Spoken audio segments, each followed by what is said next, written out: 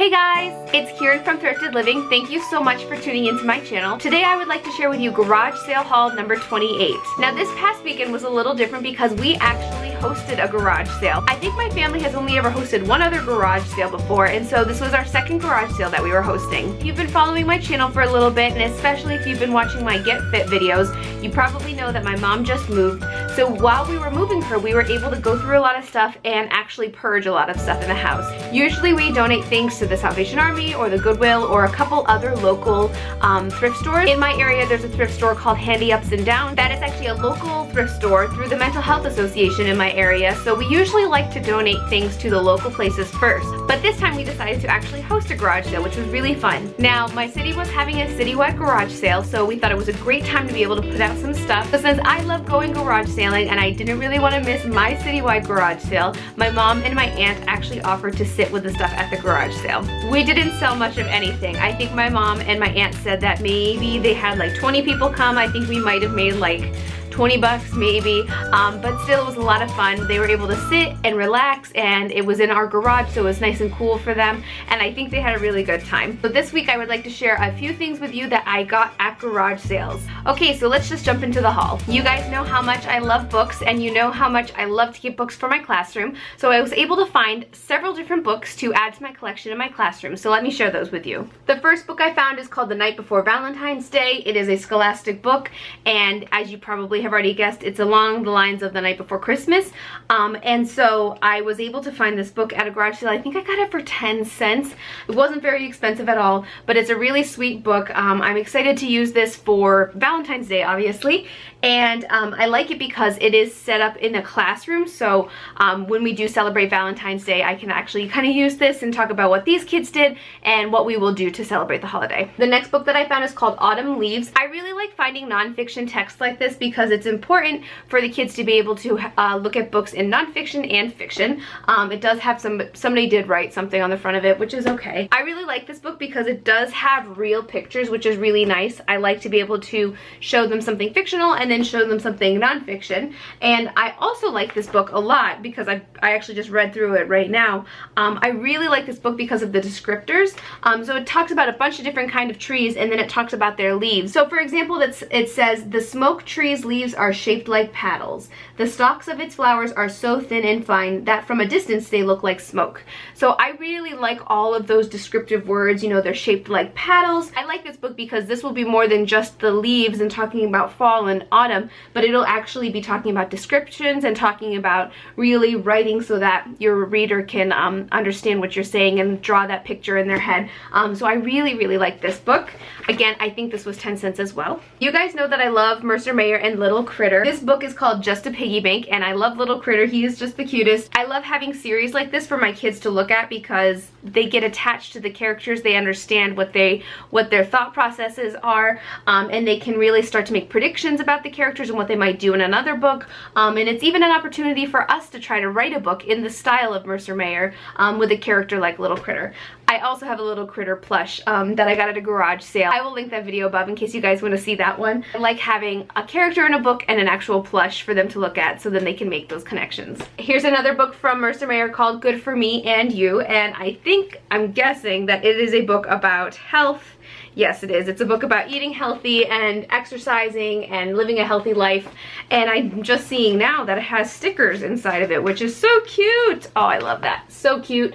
I'm gonna have to take those out because otherwise the kids will fight over them. Another Little Critter, Just Grandpa and Me. I loved this sale because they had so many Little Critter books that I didn't have, which was exciting to be able to find a bunch of ones that I can add to my collection that I didn't already have. Little Critter is just so funny, and I love all of the little stories. So one thing that we like to do when we read Little Critter is we like to look for the characters on the page because Mercer Mayer always includes either a mouse or a spider on each page. So that's something that they always like to find. It's almost like an Easter egg in the book. I remembered having books from this author when I was little, and I'm not going to try to say his last name because I know I will mess it up. I like these books because I like the perspective that he gives from the characters. It's always like a character that has a real problem or has some type of something really concerning them in their lives, and he goes through it with the character, and I just think it's a really cute book, and I really like the way that he writes his stories. I found a couple Little Berenstain Bear books. I also found this one, and it's called The Real Easter Eggs. I think that this this is a new one. You can tell the illustrations are slightly different. They're a little brighter, I want to say. It also comes with stickers, so I will have to take those out. Those were some of the books that I found, and I actually found a series of books that I'll just show you a couple of. I was at this one sale and I found an entire box of these books, and it's called the Magic Castle Readers. They seem like pretty easy reads as well, so I think that'll be good for my kids. It also has really cute illustrations, but pretty easy words. So if you're a teacher, you probably already know about this app, but it's called Book Wizard, and it's from Scholastic, and what you do is you take the code on the back of the book, if it has one,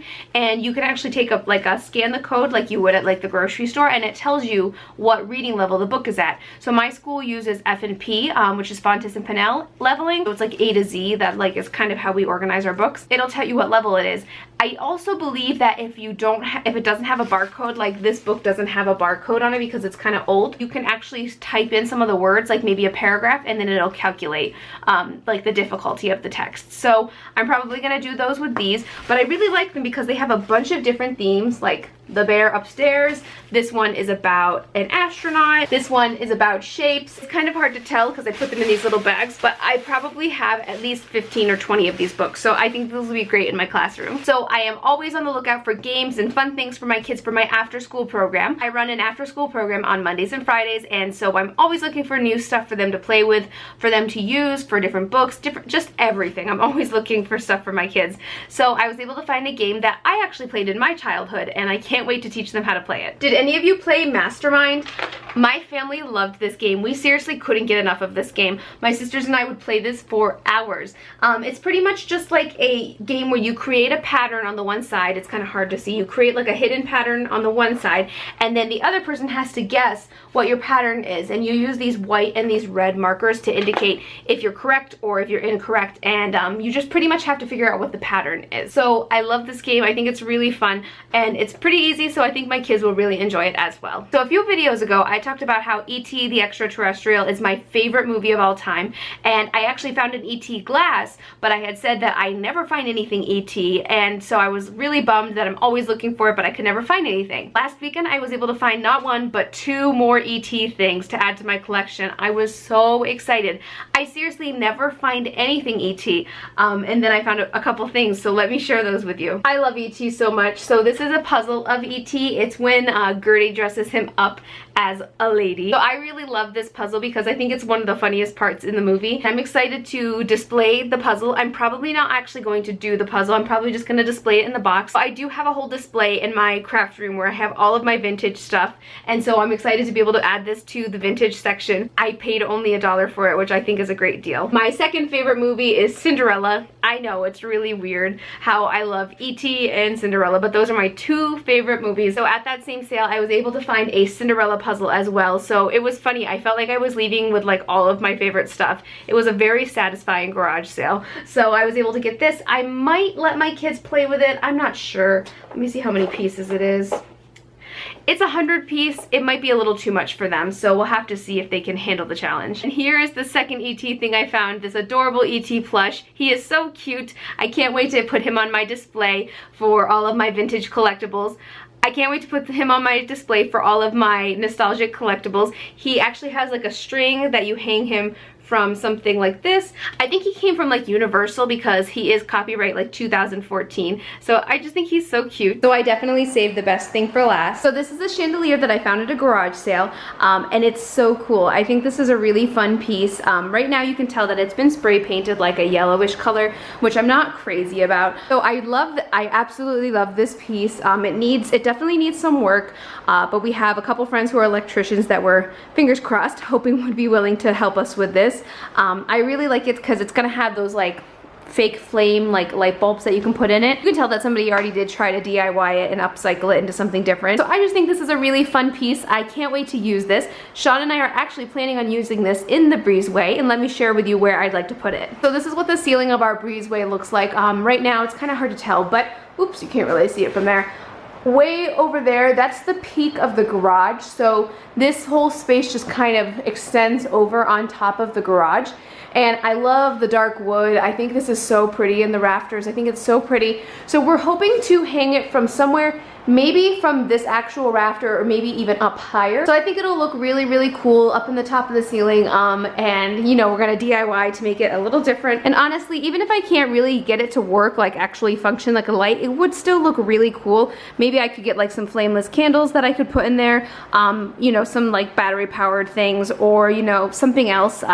So let me know if you guys have any suggestions or any ideas on how to fix up one of these things. But I thought this was a really great find, and I got it for only $4. So I can't wait to use this in our breezeway. Well, that's it for the haul. Thank you so much for watching. Don't forget to check out all of my garage sale hauls. I have posted a link above. Don't forget to follow me on Instagram to see my thrifted teacher outfits of the day. Please like, subscribe, and share. Thank you so much for watching. Bye!